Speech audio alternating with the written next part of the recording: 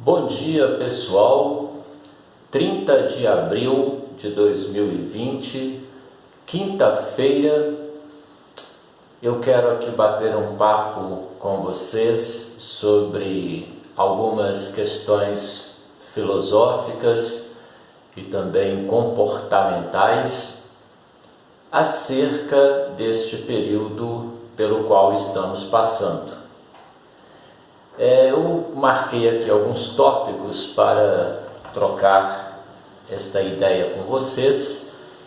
Eu tenho aqui os números oficiais até o momento de infectados pela Covid-19 no Brasil. 79.361 pessoas, com 5.511 óbitos, não é? Fora as subnotificações, não é? As pessoas que estão morrendo e nem sabem do que estão morrendo. São as famosas causas indeterminadas. Mas eu não quero, eu quero explorar mais coisas, não ficar neste informe que os grandes veículos de comunicação brilhantemente têm nos passado. Não é esta a questão. Eu quero discutir algumas coisas aqui e vou começar com o conceito de tempo. O tempo. Eu tenho percebido, do mesmo modo que eu comecei gravando este vídeo falando da data de hoje, 30 de abril, estou pegando um calendário aqui, 30 de abril, mas eu observo, aqui nós temos maio,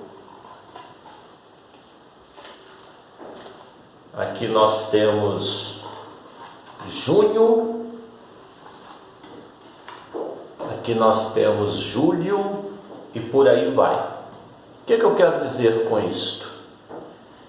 Que eu observo que as pessoas têm uma dificuldade muito grande com relação ao tempo, ao entendimento do tempo.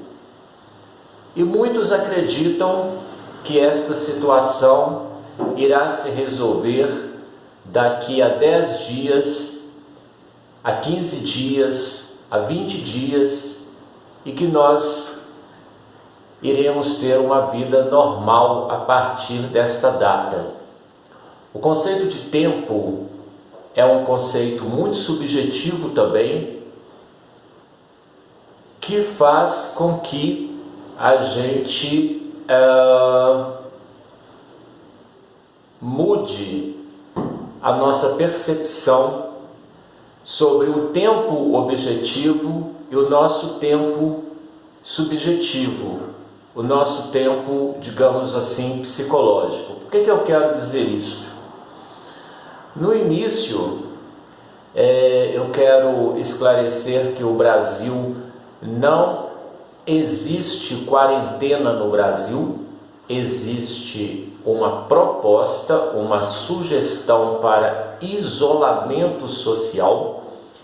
Quarentena é um conceito muito diferente, fecha tudo, não é?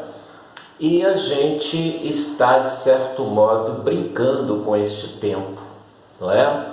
Então, voltando um pouco atrás, voltando um pouco no tempo, eu quero contar uma experiência pessoal que me levou a uma reflexão.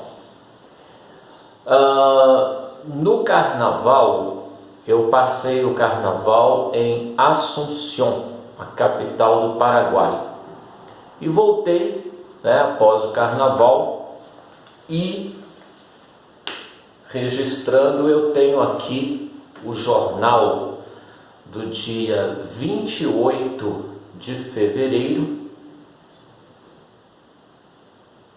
um dia antes da minha volta, né? Este que é o maior jornal do Paraguai, 28 de fevereiro, e que temos aqui as manchetes, e aqui, onde eu estou apontando, tem uma aqui: aparato funcionará no aeroporto. Está aqui: scanner para detectar estados febris. Estou lendo em português, claro. Mas enfim, o aeroporto de Assunção, o Paraguai, já estava com a intenção de scanners para medição de temperatura dos passageiros que estivessem no aeroporto.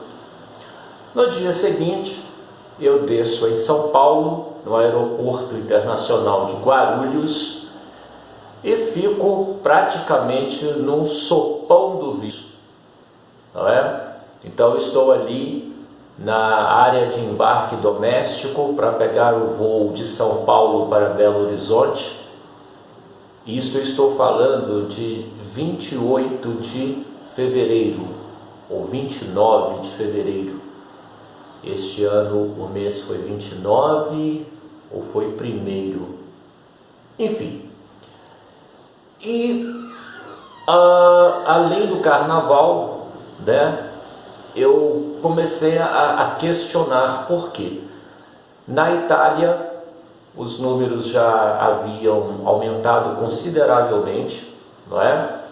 E eu desconfiava que, do mesmo modo que este vírus migrou da China para a Itália, então não apenas, né, os italianos importaram macarrão da China, historicamente falando, né, com Marco Polo, mas também para este vírus ter migrado da China para a Itália, fatalmente ele chegaria aqui. Por quê?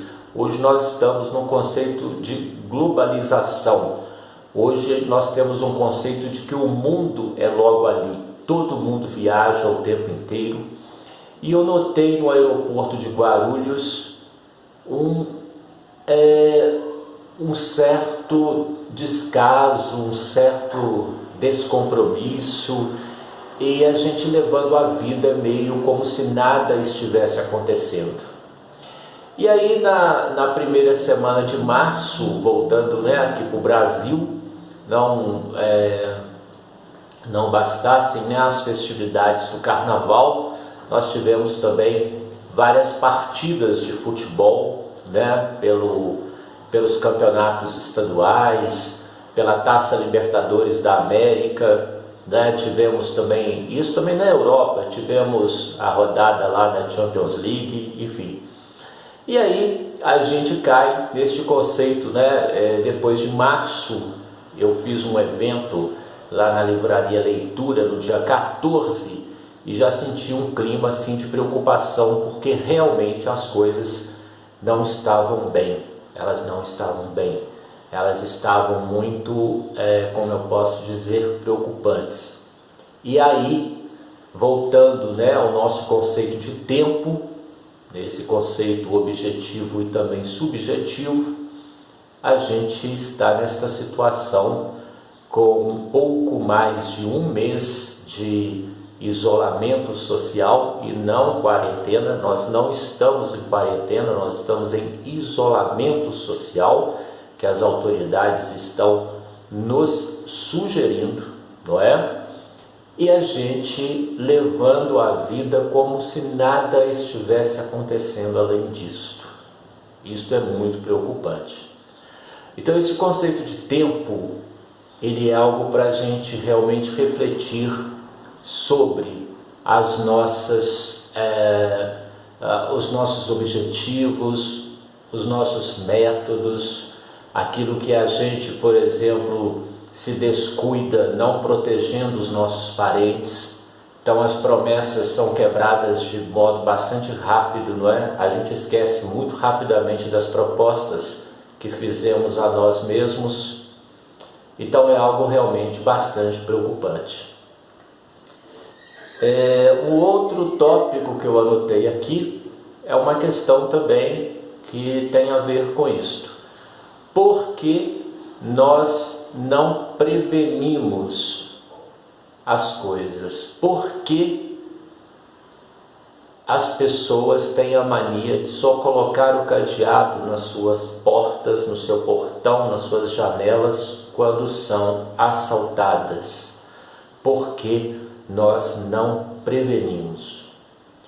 O outro tópico que eu tenho aqui é o seguinte: neste quadro todo, para falar, só que eu estou tendo assim uma visão pessimista das coisas, eu quero parabenizar a grande parte da população que entendeu a questão da necessidade do isolamento social, e quando as autoridades elas fizeram uma previsão de que entre o dia aproximadamente 5 a 20 de abril seria realmente o pico do contágio, ou seja, dos infectados, um número assim acachapante, e que bom que não ocorreu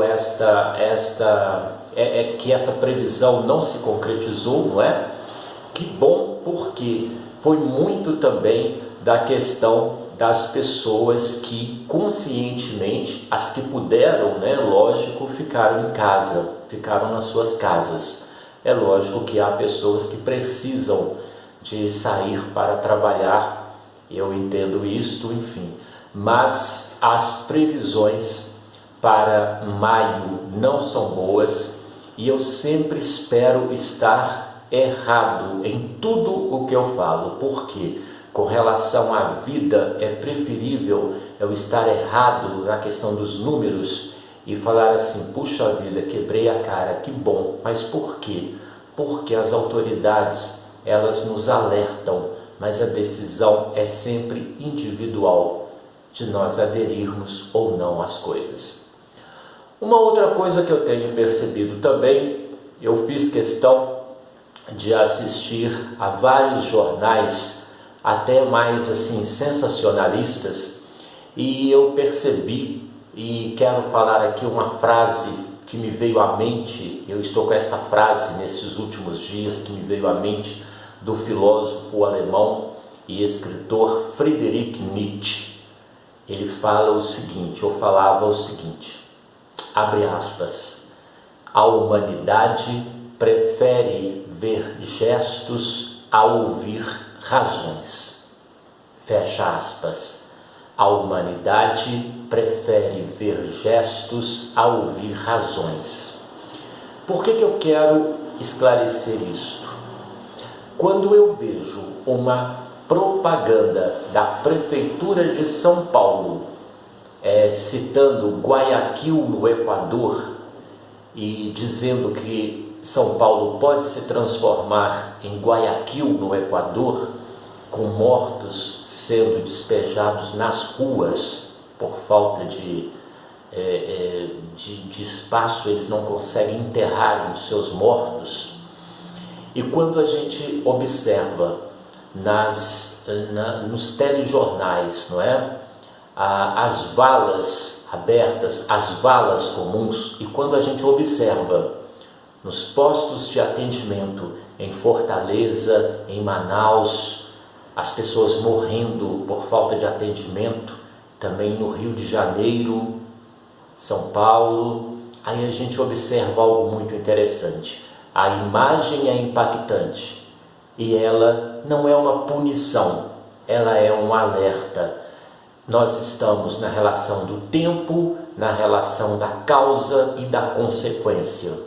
Se nós, do mesmo modo que nós não nos atentamos para os avisos, para as orientações, para os informes científicos e médicos, a gente vai pagar a consequência, que é de enterrar os nossos mortos nestas valas comuns, torcendo para que haja valas suficientes, porque senão empacotaremos os nossos mortos nos sacos plásticos e não teremos aonde enterrá-los. Isto é o fato. Então, antes de acreditar que é sensacionalismo, eu penso que é uma estratégia até pedagógica, didática para o povo. Lembrando o grande Nietzsche, a humanidade prefere ver gestos a ouvir razões. Mas eu quero falar aqui de coisas boas no final deste vídeo. Eu quero indicar um livro muito bom,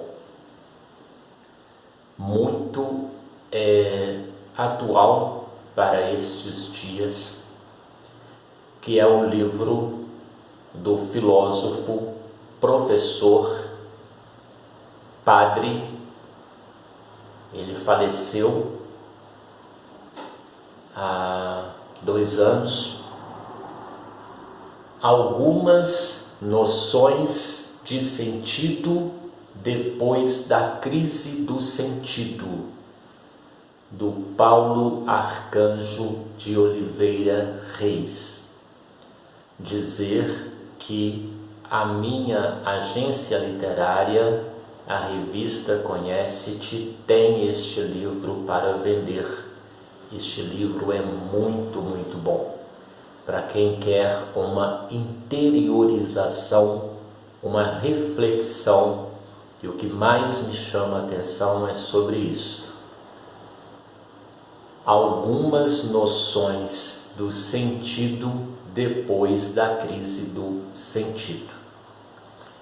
Depois também de assistirmos, a estas cenas terríveis e bastante tristes, bastante emocionantes, porque estamos enterrando os nossos irmãos.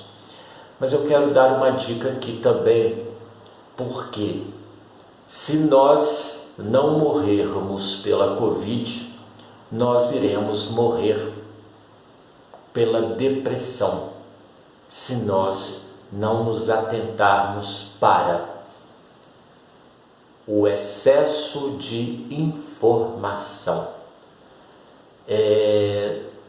Nós devemos cultivar o nosso espírito com coisas boas, com coisas que realmente nos chamam a atenção, nos deem leveza. E hoje pela manhã, só para vocês terem uma ideia, enquanto tomava café, o meu programa na televisão, eu estava assistindo um pouco de TV, eu estava assistindo um programa de viagens, de turismo na Globosat. Por que isto? Porque isto é importante para o nosso espírito, nós não nos alimentarmos só de coisas ruins, nós precisamos de coisas boas, lermos coisas boas, ler bons livros, assistir a bons filmes, ouvir boas músicas. E dentre este cenário eu quero indicar a vocês a revista Conhece-te, agora do mês de maio, que tem um especial com os pintores holandeses expostos no Museu do Louvre, numa matéria escrita por mim, com fotos minhas e uma verdadeira aula sobre os pintores holandeses do Museu do Louvre. E eu digo isto sem medo de errar, porque nós precisamos realmente de coisas boas, nutrir os nossos espíritos de coisas boas. Aqui algumas fotos expostas na matéria. Tem uma foto que eu tenho o maior orgulho, eu estou ao lado do grande Rembrandt, não é? E aqui eu trago um especial sobre Rubens, sobre o artista Rubens, que inspirou, né? Ele é o inaugurador do Barroco, este Barroco que é tão caro para nós brasileiros. Temos também o Post, que é o primeiro artista europeu que retratou o Brasil, né? Em Pernambuco, enfim, a matéria muito bacana, muito legal. E do mesmo modo que eu estou me nutrindo de coisas boas, de bons livros, assistindo a bons filmes, né? Tenho agora assistido às reprises das finais das Copas do Mundo e, claro, eu me informo também, mas com moderação, porque se nós não morrermos pela Covid, nós morreremos pela depressão. Realmente o quadro está muito deprimente. Mas a arte, a literatura, a cultura, a filosofia, ela nos é um refrigério, né? Neste caldeirão todo de coisas. Então, eu quero orientar a todos, sugerir a todos coisas boas, bons livros, boas leituras, para nós atravessarmos estes tempos que estão por vir, tanto de modo objetivo quanto de modo subjetivo. Um abração, foi um prazer ter batido este papo com vocês. Espero que vocês se inscrevam no meu canal aqui no YouTube e também assinalem, né, o canal de notificações para novos vídeos. Opiniões, sugestões e críticas, como não poderia deixar de ser, são muito bem-vindos. Um grande abraço e excelente início de feriado a todos vocês, principalmente aos meus leitores. Tudo de bom, boas coisas e até a próxima.